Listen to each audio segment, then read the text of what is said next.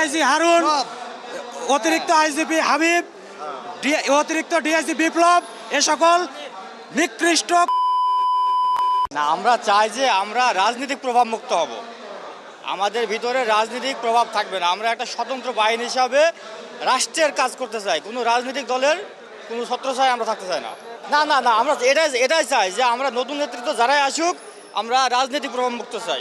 আমাদের লোক ফুটবলের মতো, আমরা ফুটবলের মতো, বুঝছেন, আমাদের রাজনৈতিক প্রতিহিংসার কারণে রাজনৈতিকভাবে আমাদেরকে হেনস্থা করা হয়। আমাদের আর কোনো সমস্যা নেই, এখানে আমরা সবাই পেটে দিয়ে চাকরি করি। বাংলাদেশ পুলিশ বাহিনীর উপরে যারা আক্রমণ করছে তারা যদি ভিতরের ক্ষতটা জানতো যে পুলিশ বাহিনী কতটা অসহায়, তাদেরকে এই জনসাধারণের প্রতিপক্ষ করার জন্য কারা দায়ী তাদেরকে খুঁজে খুঁজে বের করে মারতো, আমাদের ভাইদেরকে এভাবে বুকে লাথি দিয়ে হত্যা করতো না। আমার আপনাদের মাধ্যমে বিনীত অনুরোধ, এখনও আমাদের পুলিশ বাহিনীর বিভিন্ন পরিবারের উপরে হামলা চলতেছে, বিভিন্ন পরিবার অরক্ষিত আছে, আমাদের সন্তান সন্ততিরা এখন নিরাপদে বাঁচতে পারতেছে না। আমি চাই যে স্বৈরাচারী শেখ হাসিনার নির্দেশে আমাদের সিনিয়র কর্তৃপক্ষ যারা নিজেদের পদ পদবীর জন্য আজকে আমাদেরকে মৃত্যুর মুখোমুখি ধার করিয়ে দিয়ে পালিয়ে গেছে তাদের খুঁজে বের করুন, তাদেরকে শাস্তি দিন। আমরা যারা অধস্তন হুকুমের গোলাম মাত্র, আমাদের পাশে আপনারা থাকুন, আমরা আপনাদের সাথে একমত জানাচ্ছি। সিচুয়েশনটা আসলেও আমাদের বর্তমান বা তৎকালীন যারা দায়িত্বে ছিলেন তারা সবাই আমাদের শোষণ নিপীড়ন করেছে, তাদের হুকুম পালন করতে বাধ্য হয়ে আজকে জনতার মুখোমুখি হয়েছি। তারা আসলেও আমাদের বিক্ষোভের মুখে আছে, কেউ আমাদের সামনে আসতে সাহস পাচ্ছে না। তবে হ্যাঁ, আপনাদের মাধ্যমে একটা কথা বলতে চাই, বর্তমান সময়ে আজকে যে প্রজ্ঞাপন দেখলাম, যাকে কমিশনার হিসেবে নিয়োগ করেছেন মইনুল ইসলাম, ওনাকে যতটুকু জানি একদম প্রজ্ঞাবান, একদম মানবিক পুলিশ অফিসার।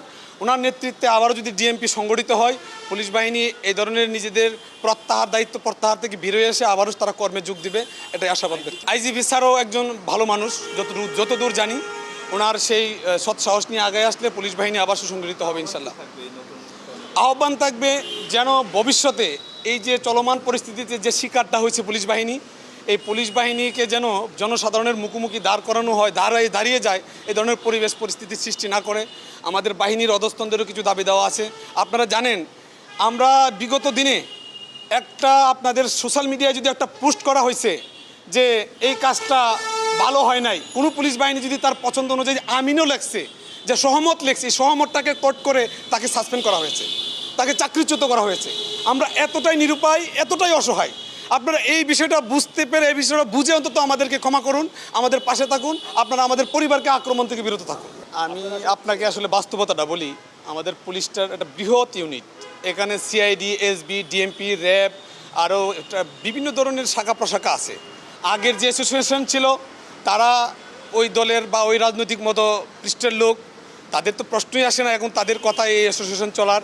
তবে এখন বিক্ষিপ্তভাবে বিভিন্ন জায়গায় বিভিন্নজন বিভিন্ন বক্তব্য দিচ্ছেন, এগুলা সবাই একত্রিত হয়ে সংগঠিত হয়ে একটা পূর্ণাঙ্গ কমিটি গঠন করার পরে যে বক্তব্যটা পাবেন এটা বাস্তব বক্তব্য। এখন যেটা আছে এটা ইন্ডিভিজুয়ালি। আমাদের দাবি এই যে আমাদের দাবি আপনাকে দেখাচ্ছি, এই যে আমাদের দাবি, আমাদের সকলের দাবি। আমি চাকরি ছেড়ে দিতে চাই, আমি আর এই চাকরি করব না। তো যে চাকরিতে আমার ভাইকে মেরে ফেলা হয়েছে, আমার সহকর্মী ভাইকে পুড়িয়ে মারা হয়েছে, আমাদের থানাকে লুটপাট করে নিয়ে গেছে, সম্পদ না হয়, এটাই আমাদের একমাত্র দাবি। আমরা দলীয় মুক্ত থাকতে চাই, আমরাও যে জনগণের সেবার জন্য এখানে পুলিশ বাহিনীতে এসেছি।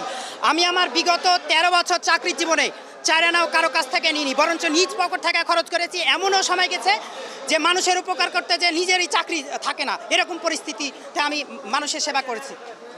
আমাদের সবাই না, আমাদের পুলিশ বাহিনীর ঊর্ধ্বতন কর্মকর্তাদের বিচার চাই। এদের কারণে আমাদের ভাইদের হত্যা হয়েছে। হারুন, আইজিপি আব্দুল্লাল মামুন, তারপরে মনিরুল, তারপরে আরও নাম না জানা অনেকই আছে যারা মানে তাদের হাজার হাজার কোটি টাকা, আমাদের ব্যাংকের টাকা লুট করেছে এই বেনজির, অন্য কোনো টাকা না তাদের। এই বেনজির আমাদের ব্যাংকটাকে লুট করে খেয়েছে। শহীদুল হক আইজিপি, এও লুট করে খাইছে। বর্তমান আইজিপি যে ছিল সেও লুট করে খাইছে। বিসিএস ক্যাডার কেউ ভালো না, সবাই আমাদেরকে চাকরের মতো ইউজ করে।